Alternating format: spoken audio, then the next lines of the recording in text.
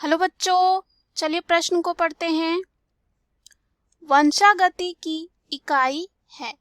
पहला है गुणसूत्र, दूसरा है जीन प्रारूप या जीनोटाइप, तीसरा है लक्षण प्रारूप या फिनोटाइप, चौथा है जीन। इस प्रश्न में हमें ये बताना है कि वंशागति की इकाई क्या होती है। तो आइए इस प्रश्न का जो है हल देखते हैं। सबसे पहले जो है इस प्रश्न में हम बात करेंगे मुख्य अवधारणा की बात करते हैं। तो इस प्रश्न में हमारी मुख्य अवधारणा जो हो जाएगी वो होगी वंशागति। देखते हैं कि वंशागति आखिर होती क्या है। वंशागति की बात करें तो यह क्या होती है? अभिलक्षणों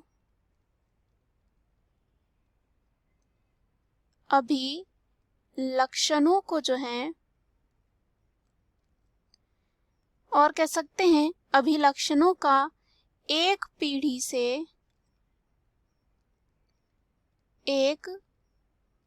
से जो है दूसरी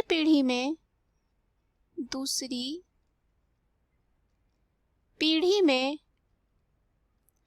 अर्थात ये कह सकते हैं कि माता पिता से जो है संतति में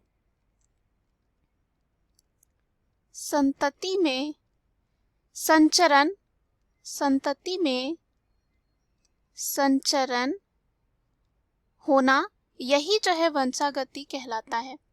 यह देखा जाता है कि एक ही माता पिता की प्रत्येक जो संतान होती है अपने आप में जो है विलक्षण तथा एक दूसरे से भिन्न होते हैं और यहाँ पे केवल समरूप जुड़वा बच्चों को छोड़कर ऐसा हम कह सकते हैं। और इस प्रकार की विभिन्नताओं को जो है विविधता कहा जाता है। जैसे कि हम बात करें जो लक्षण होते हैं कुछ माता कुछ पिता से आते हैं और कहाँ तक जाते हैं? संतति। और अगर हम बात करें जो प्रत्येक संतान होते हैं अपने आप में विलक्षण होते हैं तथा एक दूसरे से अलग होते हैं। जैसे कि भाई बहन, भाई भाई क्या होते हैं? अलग होते हैं। लेकिन जुड़वा बच्चे जो होते हैं समरूप होते हैं। इसको छोड़कर हम बात कर रहे हैं। उसके बाद अगर हम यहाँ पे बात करें वंशागति की इकाई क्या है, तो वंशागति की इकाई जो होती है उसे कहा जाता है जीन। जीन क्या होती हैं? ये जो होते हैं डीएनए की लंबी श्रृंखला के छोटे खंड होते हैं और ये जो हैं वंशागति के जो हैं बुनियादी कह सकते हैं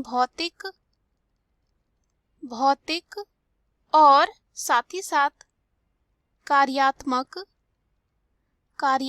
जो है इकाइयां हैं और इकाइयां होती हैं, ऐसा हम कह सकते हैं।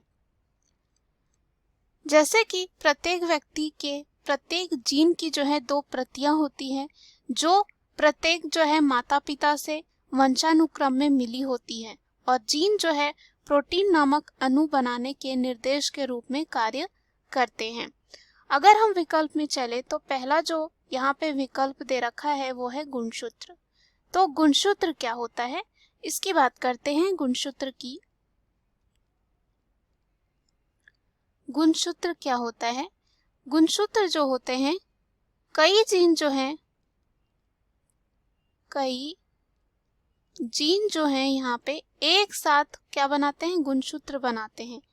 और यहाँ पे बात करें गुणसूत्रों के जो है 2 समूह यानी कि एक प्रत्येक कह सकते हैं एक माता से और एक पिता से वो वंशानुक्रम में पाते हैं। जो संतति होते हैं वो कहाँ से पाते हैं? एक माता से और एक पिता से। और यही वजह होती है कि प्रत्येक व्यक्ति की प्रत्येक जीन की जो है कितनी प्रतियां होती है? 2 जो है प्रतियां होती है। हर मानव शरीर में गुणसूत्र के जो है 23 जोड़े होते हैं। एक जोड़े में जो है 2 होता है, 23 जोड़े में कितना हो जाएगा? 46। यानी कि 46 जो है गुणसूत्र किसमें पाया जाता है? मानव शरीर में। उसके बाद अगर हम यहाँ पे दूसरे विकल्प की बात करें जो दे रखा है जीन प्रारूप या जीनोटाइप, तो ये क्या होता है?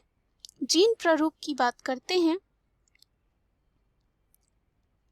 जीन प्रारूप की जो है बात करते हैं, अर्थात यहाँ पे दे रखा है एक जीनोटाइप। तो जीन प्रारूप क्या होती है? किसी सजीव की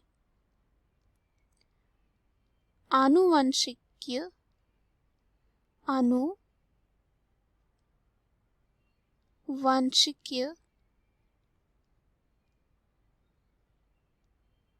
आनुवंशिकीय रचना को जो है क्या कहा जाता है? जीन प्रारूप कहा जाता है।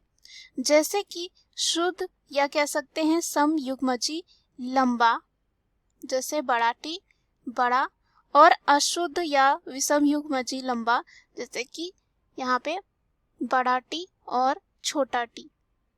तो यहाँ बड़ा टी जो हो जाएगा समयुग्मजी, और ये जो अशुद्ध होगा और विषमयुग्मजी वो क्या होगा? बड़ा टी छोटा टी। तो इसी को ही कहा जाता है यहाँ पे जीन प्रारूप। तो कह सकते हैं कि किसी सजीव की आनुवंशिकीय रचना को कहा जाता है जीन प्रारूप।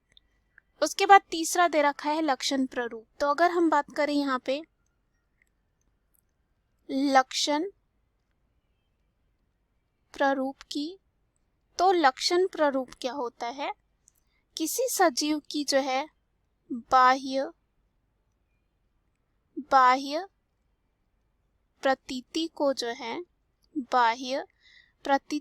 है लक्षण प्रारूप कहते हैं। जैसे कि अगर हम यहाँ पे बात करें लंबे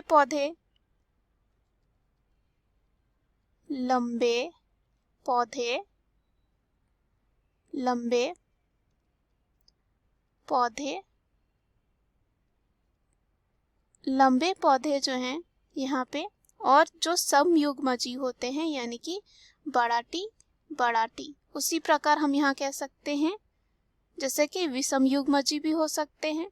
तो दोनों जो है किसके लिए होते हैं? लंबे के लिए। अगर हम बात करें बड़ा टी और छोटा टी, तो दोनों किसके लिए होते हैं? लंबे पौधे के लिए। एक जो है समयुग्मजी होता है, एक विषमयुग्मजी। तो यहाँ पे हम बात करते हैं किसी सजीव की बाह्य प्रतीति के बारे में।